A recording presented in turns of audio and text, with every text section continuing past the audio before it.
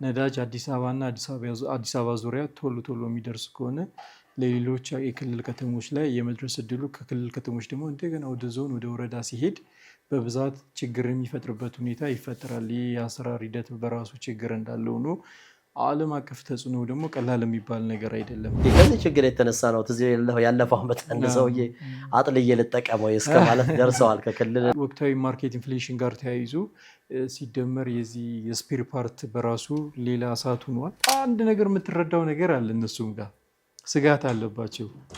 አሁን በዚህ ዋጋ ሽጬው ያኛውን ዋጋ ለማምጣት ደግሞ ሄጄ ለማምጣት ስል እዛም ጨምሮ ስለሚጠብቀኝ የሚል ነገር አለ። ዋና ዋና ከተሞች ላይ በብዛት የችግር ላይኖር ይችላል። ከዛ ከነሱ ግን አለፍ ሲባል አብዛኛው የኢትዮጵያ ማህበረሰብ ጋር ላይደርስ ይችላል።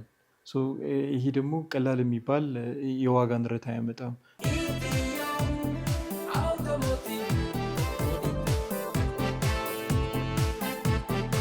ክቡራን ተመልካቾቻችን እንግዲህ ኢትዮ አውቶሞቲቭ እንዲህ ያለ ወደ እናንተ መድረሱን ቀጥሏል። አሁን ደግሞ የእናንተ ጥያቄዎች የሚመለስበት ሰዓት ላይ ነው። ለዚህም ኢንጂነር ኢዮብ በቦታውና በሰዓቱ ተገኝቷል። የእናንተን ጥያቄዎች እንመልሳለን።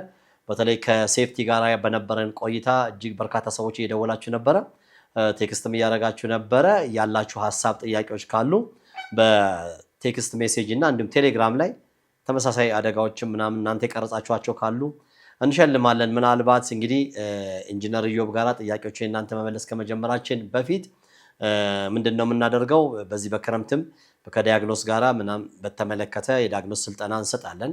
አጠር ያለ ለተወሰነ ሰው ቁጥር ነው የምንሰጠውና 0944 16 19 16 ላይ በቴሌግራምም በቴክስትም ላኩልን። ከሀገር ውስጥም ከውጭም ያላችሁት እንግዲህ አሁን የምንገኘው ባፋም ስቱዲዮ ላይ ነን ያለነው። ኢትዮ አውቶሞቲቭ በባፋም መልቲሚዲያ የተዘጋጀ በእናንተ በምትወዱት ኤንቢሲ ቴሌቪዥን ወደ እናንተ መድረሱን ይቀጥላል። ኢዮብ ሰላም ነው? እንዴት ነህ? እግዚአብሔር ይመስገን አለን። እንግዲህ ዛሬም ተገኝተሃል ቦታችን ላይ። እንግዲህ በተለይ በዚህ በኤንቢሲ ቴሌቪዥን ማስተላለፍ ከጀመርን በኋላ ከዕለት ዕለት በርካታ ሰዎች የሚጠይቁም መረጃ የሚፈልጉም ሀሳብ የሚፈልጉትንም እየደወልን ወደ አንተም እየላክን መልስ የተሰጠ ነው። ትክክል፣ እውነት ነው። ጥሩ። እንግዲህ ኢንጂነር ፍሬም ጋም አንተ ጋም እየላክን ጥያቄዎችን እኛ ጋም የምንመልሰውን በእኛ እየመለስን ነው። ሳምንቱ እንዴት ነበር? ቆንጆ ነበር ይመስገን፣ አሪፍ ነበር። ሳምንቱ ጥሩ ነበር። ቆንጆ ነበር ይመስገን። ጥሩ። እንግዲህ ባለፈው ሳምንት የጀመርነው ነገር አለ ከዘይት ጋር በተመለከተ አንዳንድ ጥያቄዎች በርካታ ሰዎች ፕሮግራማችንን አይተው በኢትዮ አውቶሞቲቭ ቲቪ ሾው ዩቲዩብ ቻናላችን ላይ ተመልክተው ሀሳብ እየሰጡ ነውና በተለይ ከዚህ ከሞተር ዘይት ጋር የሞተር እንግዲህ ነፍስ ማለት ነው ሞተር ዘይት እና ሞተር ዘይት ጋር የአቅርቦት እጥረት አለ አንዳንድ ቦታ ላይ በተለይ ክልሎች ላይና ለዚህ ነው ወዳልተገባ ዘይትና ወዳገኘነው ዘይት የምንገባውና የአቅርቦት መቆራረጥ ከምንድን ነው ሊከሰት የሚችለው ብሏል። ምናልባት የሚመልሰው ሌላ አካልም ቢሆን እኛ ደግሞ ምን መደረግ አለበት በሚለው እንትን እንበል። ትክክል። እንግዲህ ኦፍ ኮርስ ያው በብዛት እንደሚታወቀው ዓለማችን ያለችበት ሁኔታ በራሱ ተጽዕኖ ይፈጥራል። ሲቀጥል ከዛ ባሻገር ደግሞ ሀገር ውስጥም ከደረሰ በኋላ በአንዳንድ የአሰራር ችግሮች፣ ጉለቶች ምክንያት በትክክል ዲስትሪቢዩት የማይሆንበት የማይከፋፈልበት ሁኔታ ይፈጠራል። ለምሳሌ ነዳጅ አዲስ አበባ ዙሪያ ቶሎ ቶሎ የሚደርስ ከሆነ ለሌሎች የክልል ከተሞች ላይ የመድረስ እድሉ ከክልል ከተሞች ደግሞ እንደገና ወደ ዞን ወደ ወረዳ ሲሄድ በብዛት ችግር የሚፈጥርበት ሁኔታ ይፈጠራል። ይህ የአሰራር ሂደት በራሱ ችግር እንዳለው ነው። ዓለም አቀፍ ተጽዕኖ ደግሞ ቀላል የሚባል ነገር አይደለም። ስለዚህ ቶሎ አዳዲስ ምርቶች ወደ ሀገር ውስጥ እንዳይገቡ፣ የገቡት ምርቶች ደግሞ ቶሎ እንዳይከፋፈሉ እንዲሁ ከሀገር ውስጥ ወቅታዊ ሁኔታ ጋር ተያይዞ እንዲሁ በደፈና ብለን የምናልፈው ነገር ነው። ስለዛ ይሄ ሁሉ ነገር ተደምሮ ምርቶች በትክክል እንዳይደርሱ ስፔሻሊ ከዘይት ጋር ተያይዞ ትልቅ ችግር እያመጣ ያለበት ሁኔታ አለ። ይሄም ደግሞ ወደ አላስፈላጊ የዋጋ ንረት ውስጥ እንዲገቡ ያደርጋል። ለምሳሌ አዲስ አበባ ላይ ምናልባት ወደ ክፍለ ሀገር የሚወጣበት ዋጋ በጣም ዝቅተኛው ነው። ክፍለ ሀገር ጋር ደግሞ አስገብቶ እንደዚህ ትላልቅ ሼዶች ውስጥ የመደበቅ ምርቶችን የመያዝ ሰዓትና ጊዜ የመጠበቅ መሰል ነገሮች አሉና ይሄ ዋጋ ዶላር ሊጨምር ነው፣ ዘይት ቤንዚን ምናምን ሊጨምር ነው በሚል ልክ የቤንዚን አንዳንድ ጊዜ ሽቀባው እንደሚካሄደው ዘይት ላይም ከፍተኛ ሽቀባ አለ። ስለዚህ ባለፈውም ስናነሳ እንደነበረው አብዛኛው ሰው በተለይ ዘይት ላይ ወደማይፈልገው የመምረጥ እድሉን ያጣ ነው ዘይት ማለት እና ያ ማለት ደግሞ የሞተር መንከስ ደረጃው ላይ የደረሰ ነው ማለት ነው። ትክክል። ያ ደግሞ ቴክኒካሊ ብዙ ችግር ይዞባቸው የሚመጣ ያላስፈላጊ እንትን የዋጋ አሁን የዘይቱ አለመኖር ብቻ እኮ አይደለም ችግሩ። ዘይቱ ሳይኖር ደግሞ መኪኖቹ ላይ የሚፈጠረው ሌላ ችግር በዘይቱ ምክንያት የሚመጣ በአግባቡ በጊዜው በወቅቱ አለመቀየር ሞተር እንዲነክስ ያደርጋል። ለዛ የሞተር መንከስ ደግሞ ሌላ ተጨማሪ ዋጋ ንረት ወይም ደግሞ ይሄ ከወቅታዊ ማርኬት ኢንፍሌሽን ጋር ተያይዞ ሲደመር የዚህ የስፔር ፓርት በራሱ ሌላ እሳት ሆኗል። ይሄ ሁሉ ተደምሮ ሞተር ከነከሰ ደግሞ ኦልሞስት በቃ ምንም አንድ አሮጌ መኪና መግዣ ያሉ ለታጣ ይችላል እና በቃ ባለፈው ከዚህ ችግር የተነሳ ነው ትዝ ያለፈው ዓመት አንድ ሰውዬ አጥልዬ ልጠቀመው እስከ ማለት ደርሰዋል ከክልልና እዛ ደረጃ ድረስ እየደረሰ ስለሆነ በተለይ ነጋዴዎች በዘይት ማከፋፈል ምርት ላይ የተሰማሩ ነጋዴዎች እዚህ ላይ እንደ ሀገር ማሰብ አንዳንዴ እንደ ገበያ ብቻ ሳይሆን እንደ ሀገር ማሰብ ነው። ያው ዘይት መምጣቱ ላይ ይሄ እንዳልከው ዓለም አቀፍ ሁኔታው እሱ እንትን ያደርገዋል ገባ ወጣ ያደርገዋል። የዶላሩ ነገር የምናምን አለ። ግን በዛ ላይ ደግሞ ነጋዴዎች ባይጨመሩበት እና ሰው ምርጫ ባያሳጡት እንላለን። እንግዲህ በትክክል ይሄ ሁሉ ተዳምሮ ነው ችግር የሚሆንባቸው።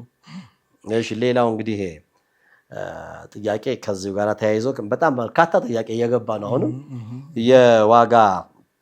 የዋጋ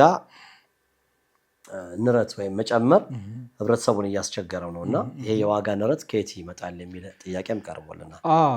አሁን ከዚህ ቅድም ካነሳነው ሀሳብ ጋር ተያይዞ የሚመጣ ነው። የዋጋ ንረት የሚመጣው አንደኛው ነገር ወቅታዊ ሁኔታው እንዳለ ሆኖ እኛ ጋር ከደረሰ በኋላ ደግሞ ሀገር ውስጥ ከገባ በኋላ ትልቁ ችግር የሚሆነው ይሄ ዲስትሪቢዩት የማድረግ የማከፋፈል ሂደቱ ላይ ብዙ ተግዳሮት ይኖረዋል። ምን ማለት ነው? ይህንን ብለን ስናወራራ እዚህ መሀል ከተሞች ወይንም የክልል ከተሞች አካባቢ ላይ ዋና ዋና ከተሞች ላይ በብዛት የችግር ላይኖር ይችላል። ከዛ ከነሱ ግን አለፍ ሲባል አብዛኛው የኢትዮጵያ ማህበረሰብ ጋር ላይደርስ ይችላል። ይሄ ደግሞ ቀላል የሚባል የዋጋ ንረት አያመጣም። እንግዲህ ዮባ ምንድነው ብዙ ሰዎች ስልክ አታነሱም ይሉናል እና ስልካችንን በተቻለ መጠን በቴክስት እና በቴሌግራም ብቻ ቢጠይቁን ይህንን ስልክ ለጥያቄና መልስ ብቻ ብንጠቀምበት የሚል ነው። በተለይ አውቶሞቲቭ ጥያቄ የምንመልስበት ሰዓት ስለሆነ ቀጥል አንተ። እና ይሄ ሁሉ ነገር ተዳምሮ ህብረተሰቡ ላይ የሚፈጥረው የዋጋ ኢንፍሌሽን መጠን ቀላል የሚባል ነገር አይደለም። ከምንም በላይ ደግሞ የዓለም አቀፍ ተግዳሮቱ የዓለም አቀፍ ጫናው እንዳለ ሆኖ ከረንትሊ እንደ ሀገርም ሀገሪቱ ያለችበት የዋጋ ኢንፍሌሽን ቀላል የሚባል ነገር አይደለም። እሱ መንግስት በመንግስት ድርሻ የሚከላከለው ነገር እንዳለ ሆኖ መንግስት የራሱን ድርሻ ወስዶ መስራቱ እንዳለ ሆኖ ሌላው ተጨማሪ ነገር ደግሞ ነጋዴው ጋር ሲደርስ ነጋዴው ማህበረሰቡን ታሳቢ ያደረገ ነገር መፍጠር መቻል አለበት ብዬ አስባለሁ። ይሄ ማለት ምን ማለት ነው? ለምሳሌ ትላልቅ ስቶኮቹን ይዞ አለመቅረት ማለት በጊዜውና በሰዓቱ አውጥቶ ማከፋፈል ሲገባቸው የሰዓትና የጊዜ ሁኔታዎችን መጠበቅ ማለትም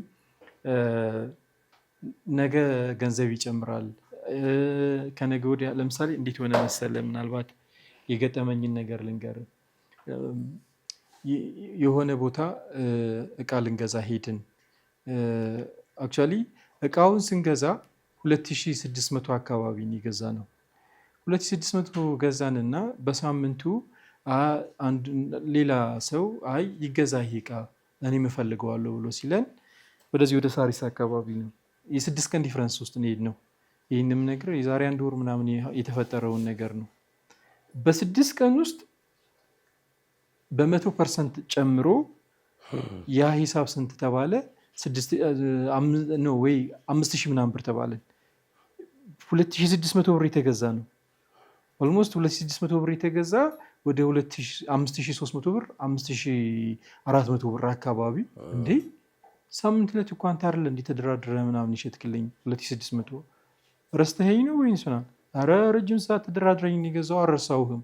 እና በሳምንት ውስጥ እንዴ አንድ ነገር የምትረዳው ነገር አለ። እነሱም ጋር ስጋት አለባቸው። አሁን በዚህ ዋጋ ሽጬው ያኛውን ዋጋ ለማምጣት ደግሞ ሄጄ ለማምጣት ስል እዛም ጨምሮ ስለሚጠብቀኝ የሚል ነገር አለ። ስለዚህ ነጋዴውና ማህበረሰቡም ደግሞ ተስማምቶ ተዛዝኖ እንትን ካላለ በስተቀረ ይሄ የዋጋ ንረት አሁን ባለንበት ሁኔታ የሚቆም አይደለም የሚቀጥል እንጂ። ዝሮ ዝሮ ግን ሁሉም የባለድርሻ አካላት ድርሻቸውን ቢወጡ፣ መንግስትም የመንግስትም ድርሻ ቢወጣ፣ ማህበረሰቡም የማህበረሰቡም ነጋዴውም የነጋዴውን ድርሻ ቢወጣ፣ መንግስት ላይ ብቻ የምትተወው አይደለም፣ ማህበረሰብ ላይ የምትተወው አይደለም፣ ነጋዴም ላይ የምትተወው አይደለም። የጋራ ስራ እስከሆነ ድረስ የዚህ የዋጋ ኢንፍሌሽንን በዛ ልክ መቀነስ ይቻላል ብዬ አስባለሁ። ትልቁ ነገር ግን ኢኮኖሚካል ፋክተር ትልቁን ሮል መጫወት ያለበት መንግስት እንደሆነ በዚህ ላይ ታሳቢ ይደረግልኝ።